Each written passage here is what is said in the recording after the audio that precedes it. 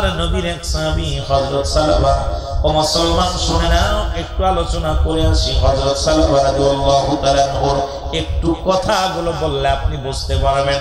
আল্লাহর নবীর একজন প্রিয় সাহাবী ছিল মুসলমান। হঠাৎ করে আবার একটু দূরে চলে গেলাম। উনি যাইতেছিলেন, রাস্তা দিয়ে যাইতেছিলেন, পল্লীর মধ্যে প্রবেশ করলেন। হঠাৎ দেখতে পাইলেন একটা মেয়ে গোসল করে। বেগানা মহিলা, যাদের চেহারা দেখা হারাম, যাদের বিয়ে করা জায়েজ। শুনে নাও, শুনে নাও, শুনে নাও। এইরকম একজন মহিলা গোসল করতেছিলেন, আর বাতাস আসলো। বাতাস আসিয়া পর্দা সরে গেল। আর হযরত সালাবা রাদিয়াল্লাহু তাআলা ওনার কি নজরে পড়ে গেলেন।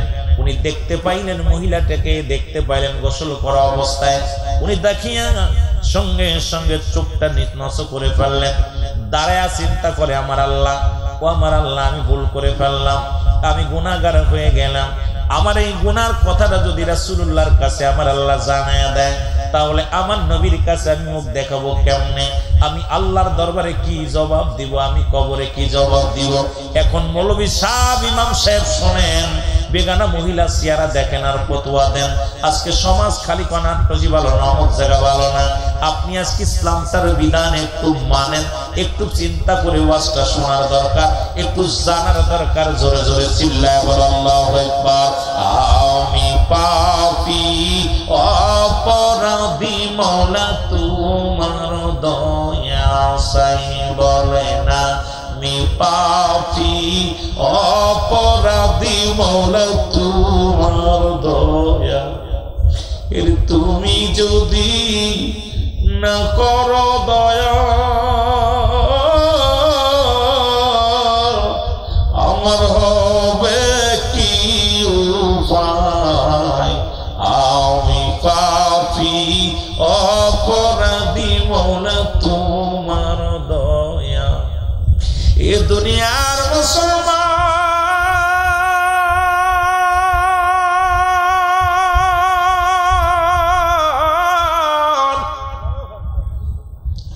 মুসলমান শুনুন, সালাবা রাদিয়াল্লাহু তাআলা চোখের পানি ছেড়ে কাঁদতে ডাকতে বলে, মালিক, আমি অপরাধী। আমার এই অপরাধের কথা যদি রাসূলুল্লাহকে আমার আল্লাহ জানায়া দেয়, আমি আল্লাহর দরবারে কি জবাব দিব গো? আমি রাসূলের মুখ দেখাইব না। উনি কাঁদতে কাঁদতে চলে গেলেন। মুসলমান শুনে না, দূর দূরান্তে চলে গেলেন, এমন একটা জায়গা চলে গেলেন, নির্জন এলাকার মধ্যে চলে গেলেন। ওখানে বয়ে বয়ে কান্দন অবস্থায় লম্বা সাহাবী, সাহাবীদের মধ্যে অনেক লম্বা ছিলেন, চেহারা সুরত অনেক সুন্দর ছিলেন। উনি নির্জন এলাকার মধ্যে যা উনি চোখের পানি ছেড়ে কাঁদতেন। এমন কান্না পৃথিবীর মধ্যেও কান্না করতে করতে চোখের উনিশি দিয়া কালো হয়ে গেছে। সাহাবী শুধু কান্দে। একদিন নয়, দুদিন নয়, সপ্তাহ পার হয়ে গেল। রাসূলুল্লাহর কাছে জিবরিল মারফতে খবর আসলো, বলে, হুজুর, আপনি সাহাবীর দিকে একটু লক্ষ্য করেন, আপনি অমুক সাহাবীর দিকে লক্ষ্য করেন। নবীজি সাহাবীদেরকে ডাকতে বলেন, আমার সাহাবীরা রে, তোমরা কি আমার সালাবা রাদিয়াল্লাহু তাআলাকে দেখছো? আজ কয়টা দিন আমার কদমের মধ্যে আসে না। আমি তোমাদের কাছে জানতে চাই, আমার সাহাবীর খবর নাও। তোমরা তার খবর জানোনি? সাহাবীর খবর নিতে লাগলেন। কেউ তার সন্ধান দিতে পারলেন না, কেউ তার সন্ধান পায় না, খবর পায় না, কোথায় গেছে, কোন জায়গা আছে, কি হালাতে আছে, কেউ বলতে পারে না। আমার নবী বললেন, সাহাবীরা রে, তোমরা খোঁজো, মক্কা মদিনার জমিনে অলি গলির মধ্যে খোঁজো। আমার সাহাবী তো আমারে থুয়া থাকতে পারে না, আমার পাগল সাহাবী তো আমার প্রেমের ইশকে দেওয়ানা। তাড়াতাড়ি তারে খোঁজো। জোরে জোরে চিল্লায়া বলা যাবে না আমার আওয়াজ। সাহাবীরা খুঁজে পেলেন না, সাহাবীরা খুঁজে পেলেন না। আল্লাহর নবী এসে হুকুম দিলেন হযরত উমর ফারুক রাদিয়াল্লাহু তাআলা আনহুকে। হযরত উমর ফারুককে ডাকতে বলেন, হে উমর, শোনো, তোমাকে আমি একটা হুকুম দিতেছি। হুকুমটা হলো, আমার অমুক সাহাবীকে খুঁজে বাইর করো, কোথায় গেছে, কোন হালাত আছে, একটু খবর নাও। হযরত ওমর ফারুক রাদিয়াল্লাহু তাআলা উনিও পাগলের মতো খোঁজা শুরু করলেন, কিন্তু আল্লাহর নবীর সাহাবীর কোনো খোঁজ পেলেন না। খুঁজতে খুঁজতে পাহাড়ি অঞ্চলের মধ্যে গেলেন। হযরত ওমর ফারুক রাদিয়াল্লাহু তাআলা উনি দেখলেন কিছু লোক ওই পাহাড়ি অঞ্চলে মেষ চড়ায়। ডাক দিয়ে বলে, রাখালিরা রে, আমি তোমাদের কাছে জানতে চাই, তোমরা কি কেউ হযরত সালাবা রাদিয়াল্লাহু তাআলা আনহুকে দেখছো? জোরে জোরে চিল্লায়া বলা যাবে না মারহাবা। বলে, আমরা চিনি না, এমন কোন নাম, কোন সাহাবীর নাম জানি না, তবে এক কান্দনগত লোকরে আমরা দেখেছি। সুবহানাল্লাহ বলেন। কান্দনগত লোককে আমরা দেখেছি। হযরত ওমর ফারুক রাদিয়াল্লাহু তাআলা আনহু ডাকতে বলে, ভাই, লোকটা কান্দন অবস্থায় দেখেছেন, লোকটা দেখতে শুনতে কেমন? বলে, লম্বা চওড়া, অনেক বড়। লোকটা চেহারা অনেক সুন্দর, তার মুখের আকৃতি এরকম, তার দাড়ির আকৃতি এমন, তার ব্যবহার এমন, কিন্তু সে তো শুধু কান্দে, হাত উঠায়া উঠায়া সুখী। আমরা একটা শব্দ দেখি না।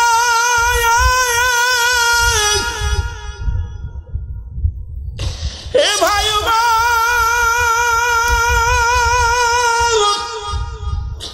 আমরা তার চিনি না, তবে কান্দে এমন কান্না জড়িত রে। এই মহল্লার মানুষ এমন কান্না আমরা আগে পরে কখনো দেখি না। ওই লোকটা শুধু কান্দে, চোখের পানি গুলো পড়ে, ওদের নামে কান্দে আর ডাকতে বলে, আল্লাহ মাফ করে দাও, আমি পাপী, আমি অপরাধী। আমার পাপের কথা যদি নবী জেনে যায়, আমার নবীর দরবারে আমি কি মুখ নিয়ে আল্লাহর নবীর দরবারে দাঁড়াইব? আমার পাপের কথা যদি আল্লাহ তুমি যদি মানুষকে জানায় দাও, আল্লাহ আমার এই চোখ দিয়ে আমি বেগানা মহিলার গোসল করা দেখেছি। আজকে দেখলাম, আজ 2টা দিন রমজান শেষ হইল, মায়ের রমজান মাস শেষ হলো, আজকেও দেখলাম আসার পথে যে পরিমাণ নারী, রাস্তাঘাটে একটা মেয়ের মাথায় কাপড় নাই, গায়ে পাতলা কাপড় পরিধান করে মুসলমানের মেয়েরা বেপরদায় বেপরোয়া ভাবে চলাফেরা করে। আরে আল্লাহর ভয় কি তোদের অন্তরে নাই? মরণের ভয় কি তোদের অন্তরে নাই? যদি অন্তরের ভিতরে মরণের ভয় থাকতো, এই রকম রাস্তা দিয়ে খোলামেলা বেড়াইতে পারতি না। আজকে এই সারা মাস রোজা রাখলি, সারা মাস শয়তানকে পাকড়া করা ছিল, তার হাত শিকল দিয়ে বন্দী করা ছিল, জাহান্নামের দরজাগুলো বন্ধ ছিল, জান্নাতের দরজাগুলো খোলা ছিল। কিন্তু এই দাউসগুলো আজকে তোমরা তোমাদের বিবিগুলো নিয়ে, তোমাদের শালীগুলো নিয়ে, তোমরা বেগানা বেগানা পুরুষদেরকে নিয়ে, বেগানা মহিলাদেরকে নিয়ে রাস্তাঘাটে ঘোরাফেরা করলা, সারা মাস সিয়াম সাধনা করে যেটুক নেকি কামাইলা সব বরবাদ করে দিলা। একবারও কি মরণের চিন্তা নাই? একবারও কি কবরের চিন্তা নাই? একবারও কি তোমাদের অন্তরের ভিতরে দুনিয়ার মুসলমান, একবারও কি তোমাদের অন্তরের ভিতরে জাহান্নামের ভয় ঢোকে নাই? এই দুনিয়াটা চিরস্থায়ী নয়, আবাদান আবাদান চিরস্থায়ী হবে কবরখানা। যে দেশে গেলে মানুষ আর কোনোদিন ফিরে আসবে না, যে দেশে গেলে মানুষ আসা সম্ভব নয়, সেই দেশের চিন্তা যার অন্তরের ভিতরে ঢুকেছে, সে নামাজ ছাড়তে পারে না, বেপরদায় চলতে পারে না, হারাম খাইতে পারে না, এই দুনিয়ার মধ্যে হালাল করে বান্দা হয়ে যাবে। এই জন্য মুসলমান শোনো, আল্লাহ ডাকতে বলিয়া আল্লাহ ইমানদারদের ডাকছে। আল্লাহ যদি বলতে ও ইমানদাররা ডাকছে, আল্লাহ নাস ডাকে নাই। নাস শব্দের অর্থ মানুষ। এই মানুষের মধ্যে একটা দল আছে যারা সদা সর্বদা ইমানদারের মুত্তাকিন। আল্লাহ কয়, শুনে নাও, শুনে নাও ইমানদারেরা, বিশ্বাসীরা শোনো, আদখুলু ফিস সিলমি কাফা, পরিপূর্ণভাবে প্রবেশ করো, দাখিল হও। কিসের মধ্যে? ইসলামের মধ্যে। ইসলামের আবিধানিক কত হলো 80 থেকে 82টা। ইসলামের অর্থ যদি মানতা, ও মুসলমান শুনে নাও, ইসলামের অর্থ যদি তুমি মানো, ইসলাম মানে নারীর সতীত্ব পাহারা দিয়া, ইসলাম মানে নিজে না অন্যরে খাওয়ানো, ইসলাম মানে একত্ববাদ, ইসলাম মানে শান্তি, ইসলাম মানে আত্মসমর্পণ, ইসলাম মানে নিজের দুঃখে থেকে অন্যরে সুখে রাখা। আজকে ইসলামের মধ্যে ঢুকছো দাড়ি টুপি লাগাইয়া, আজকে সমাজ নষ্ট করো। শোনো, এই দাড়ির মধ্যে ইসলাম ঢুকাইছো, টুপির মধ্যে ইসলাম ঢুকাইছো, কলবের মধ্যে ইসলাম নাই, তোমার মনের মধ্যে ইসলাম নাই। এই জন্য ইমানি জজবা নাই। আজকে ইসলামের বিধান মানো নয়, বলো মুসলমানদের ধর্মটা ভালো না। আমি বলে যাই, মুসলমান যদি ধর্ম ভালো না লাগে সঙ্গে সঙ্গে চেঞ্জ করে ভালো মুসলমান হওয়ার দরকার নাই। তুমি যে কোনো ধর্মের মধ্যে দাখিল হয়ে যাও, তোমাকে তো জোর করে ইসলামের মধ্যে আনা হয় নাই। ইসলামের মধ্যে আসলে ইসলামের বিধান মানা লাগবে। জোরে জোরে চিল্লায় বলেন ঠিক কিনা? ইসলামের মধ্যে ঢুকবা নামে নামে, নামে নামে ইচ্ছা মতো নামাজ ছাড়বা, ইচ্ছা মতো হজ করবে, ইচ্ছা মতো জাকাত দিবা, ইচ্ছা হলে দাড়ি রাখবা, ইচ্ছা করলে দাড়ি ছেড়ে গেলবা। এ পাইছো কি? পর্দা করবা, বুড়া হইলে নামাজ পড়বা। ভাল লাগে না? চলে যা। তোরে কে বলছে মুসলমান হতে? খ্রিস্টান হয়ে যা, ইহুদি হয়ে যা, নাসারা হয়ে যা, দরকার নাই। মুসলমান হয়ে থাকতে লাগলে ইসলামের বিধান মানা লাগবে। জোরে বলেন ঠিক কিনা? নামাজ পড়া লাগবে, শরিয়াতের বিধান মানা লাগবে, ইসলামের বিধান মানা লাগবে। নামাজ, রোজা, হজ, যাকাত, কালেমা, নামাজ, রোজা, হজ, যাকাত, ইসলাম, ঈমান, ইহসান, কালেমা, নামাজ, রোজা, হজ, যাকাত, শরিয়াত, তরিকত, হাকিকত, মারিফাত। এই বিধান মানবি না, তোর মুসলমান থাকার দরকার নাই, হয়ে যাও মুসলিম। যেটা বলেন ঠিক কিনা? ডাকছে কে তোরে? কত বড় মানুষ কবরের ভয় না থাকলে। গতকালকে বাংলাদেশে এমন একটা অবস্থান দাঁড়িয়েছে, বন্যওয়ালার অভাব নাই, জান্নেওয়ালার অভাব নাই, মান্যওয়ালার অভাব। জোরে কোন ঠিক কিনা? আরো জোরে বলেন। এ আমার ভাইরা, আমার বন্ধুরা, আমার যে কথা আমি বলতেছিলাম, এই কবিরা গুনাহ মাফের জন্য একটা রাস্তা আছে। আল্লামা কুতুবী রাহমাতুল্লাহ বয়ান করেন, ও দুনিয়ার মানুষ শোনো, পৃথিবীর মধ্যে যত গুনাহ করেছো সমস্ত গুনাহ তুমি যদি মাফ করাইতে চাও, কোথাও জান্নাতের বাগান সংবাদ যদি শুনতে পাও, ওই জান্নাতের বাগান খানে আঁকড়ে ধরে খাস তওবা করবা। কারণ কবরের ভয়, জাহান্নামের ভয়, যে বান্দার অন্তরের ভিতরে মরণের ভয় ঢুকছে, যে বান্দার অন্তরের ভিতরে কবরের ভয় ঢুকছে, যে বান্দার অন্তরের ভিতরে জাহান্নামের ভয় ঢুকিয়া খাস তওবা করে আল্লাহ বলে ডাক দেয়, আমার আল্লাহ দুনিয়া গুনাহগুলো মাফ করে দেয়। জোরে বলো মারহাবা। মাহফিল দিলেই লাভ, লস নাই। নিয়ত করে শুধু আসছেন, সগীরা গুনাহ মাফ। প্রতিটা কদমে কদমে এখানে বসেছেন, কারণ কিয়ামত পর্যন্ত কোন নবী আসবে না। কি আসবে না? নবী আসবে না।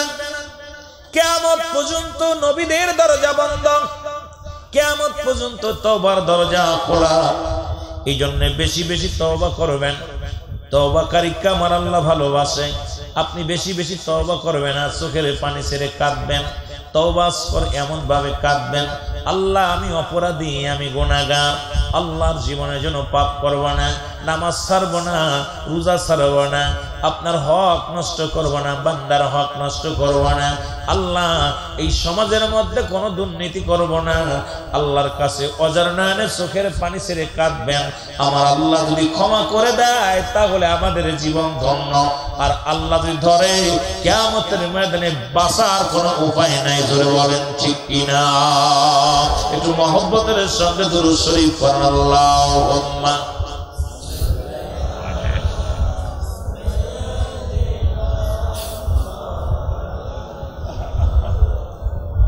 ওয়ালা আলি সাইয়্যিদিনা।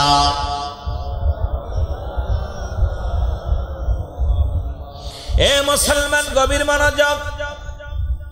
যে কথা আমি বলতেছিলাম, আমাদের এখন কখন মৃত্যু হয়ে যায় কেউ বলতে পারি না। পৃথিবীর মধ্যে আসার একটা সিরিয়াল আছে, যার কোনো সিরিয়াল নাই। দেখা যায় মুসলমান, আমি অনেক আলোচনার মধ্যে একটা আলোচনায় বেশি করি, সেটা হলো দেখা যায় সন্তানের লাশ বাবার কাঁধে, বাবার লাশ সন্তানের কাঁধে।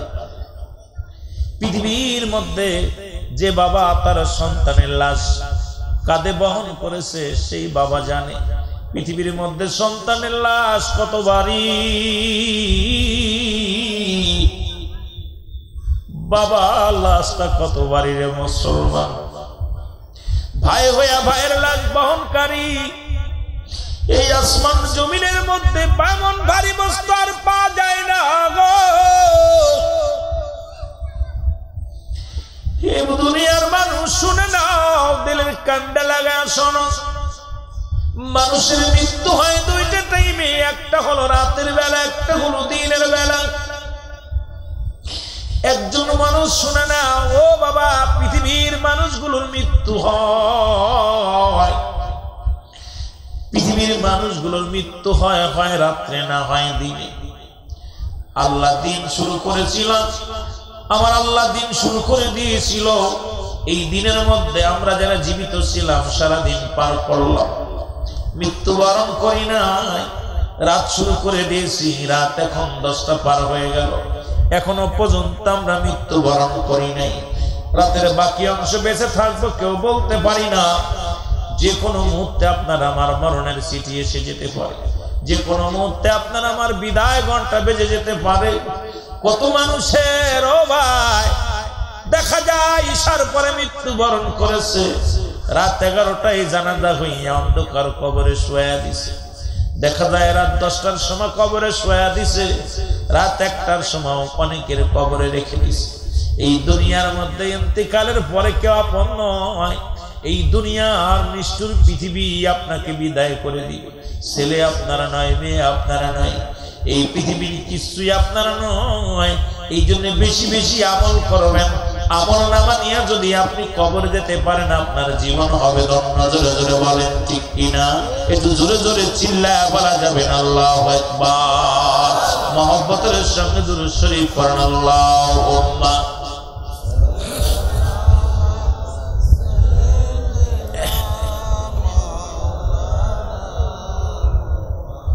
ওয়ালা আল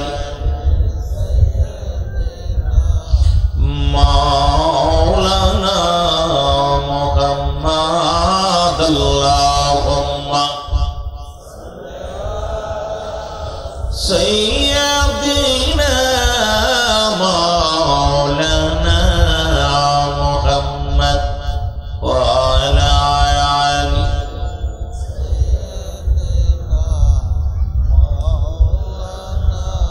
এ দুনিয়ার মুসলমান